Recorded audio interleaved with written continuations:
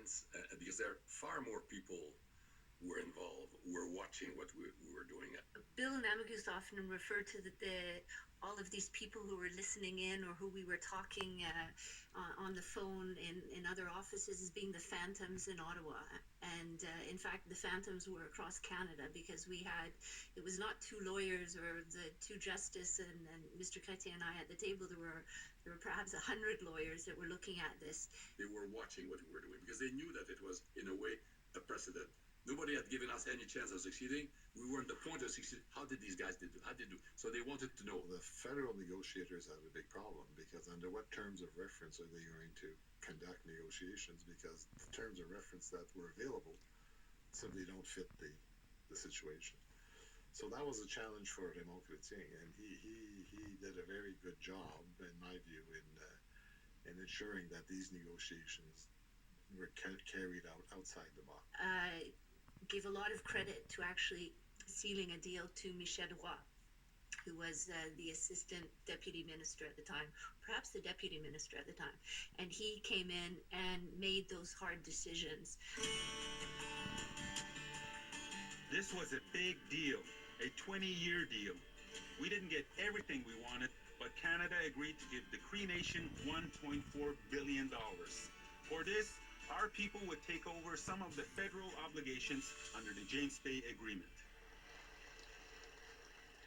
On the governance issues have not been resolved. We started to play with them, and this we had a list, I remember, of 25 items in there, some very complicated issues like a new constitution for the Crees, what kind of international personality should the Crees have, should they have a United Nations office or not. I think at the very beginning, they were very ambitious, and we were ambitious to have and deliver a Cree constitution, Cree governance, and we didn't. So there was that at the end. Well, it became quite apparent early on, but that was something that we had to set aside. And we are discussing that now, but 7, 8 years later, we are at an impasse. Because the federal government is back to their issue of trying to get rid of the James Bay Agreement. They'll cap it, set it aside. In 2009, Grand Chief Matthew Mukesh was replaced by Matthew Kunkam. As the Grand Chief in the 90s, Kunkam had successfully fought against Great Whale and against Quebec secession. If Quebec has the right to leave Canada, then certainly the Cree people have the right to keep their territory in Canada, if that is our choice. Now, he saw an opportunity to finally fulfill the vision that had inspired the Cree leaders to sign the James Bay Agreement in the first place. But Pays de Brave gave us the financial resources to be able to build our communities, build our institutions, and build a workforce. And then the new relationship agreement also allowed us more financials to be able to do what we wanted to do, so that we can have a solid foundation. We're building upon the James Bay Northern Quebec Agreement. What was that vision?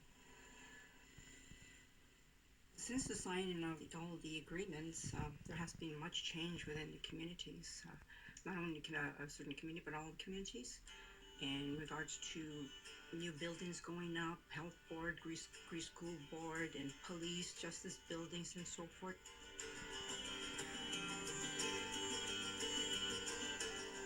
People now have jobs, have livelihoods. We have a full education system up and running, full health system that we control.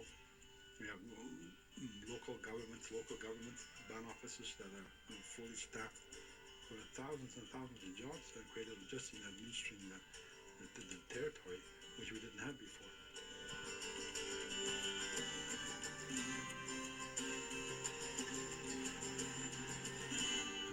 And now we begin to get jobs in mining.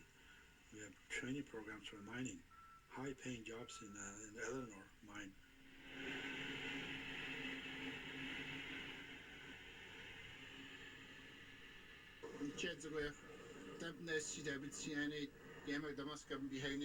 Construction.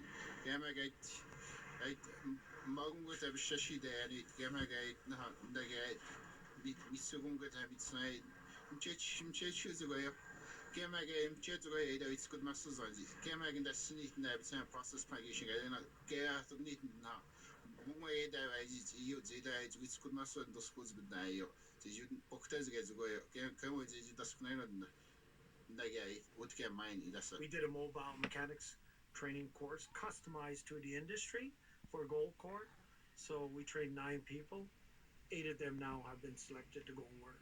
I took a course, a mining course, a metagamy.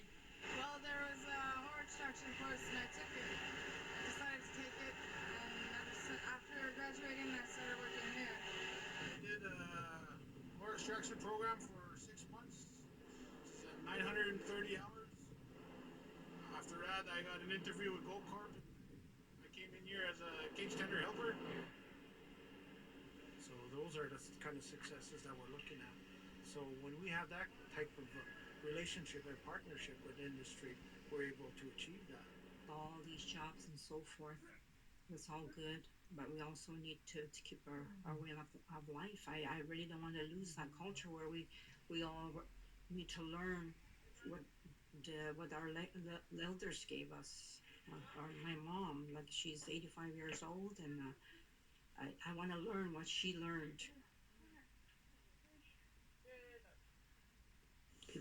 يا بجي بعود أشبك سيمان يهني يا بجي مسوي يواش جيت خو يا بجي دو هونيو أنت جيبش بماجهوت دو ليش نفسج وشجن ده يوج بالشغل دو هو جيبش بماتسي أغادي يا دابت سيونيو مسوي فيش وش كنا بش سكوت ما سودا يا بجي دو هونيو لما نشتم تغادي يا دابت سيونيو يا بجي تجيب ماتشي صوت انتو هودا كيما كشكوش يا بتسكت ما سودا اي ويتونيو موجي غايو دايم هيغو.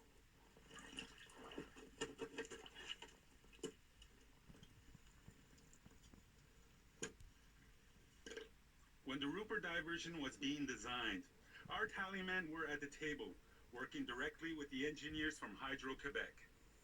When we got to the discussions of how much land was going to be flooded, we kept saying, is there a way you can reduce the volume of flooding? And one of the things we kind of threw on the table to Hydro was the tunnel. And at first everybody kind of laughed, we can look at it. We could either elevate the level of all the dams and create a larger body of reservoirs with higher dams, or we could actually tunnel under this lake, which would protect the lake, and by tunneling under, the water levels of the upstream tailrace and downstream tailrace could be lower, and therefore lower dams, and basically the flooding on the area was going to be reduced. Eventually, that's how they changed their design, and that's just one example, I think, that played a major role in the input of Cree people.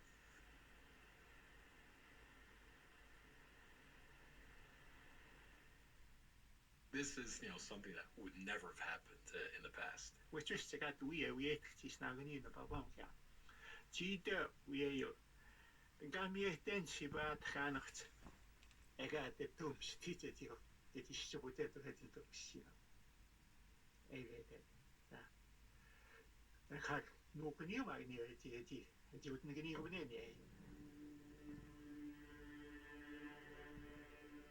You have to thank those elders, like Elder Neposh. The old man was willing to agree to the agreement because he felt that his children would have a better chance of supporting themselves and living off the land.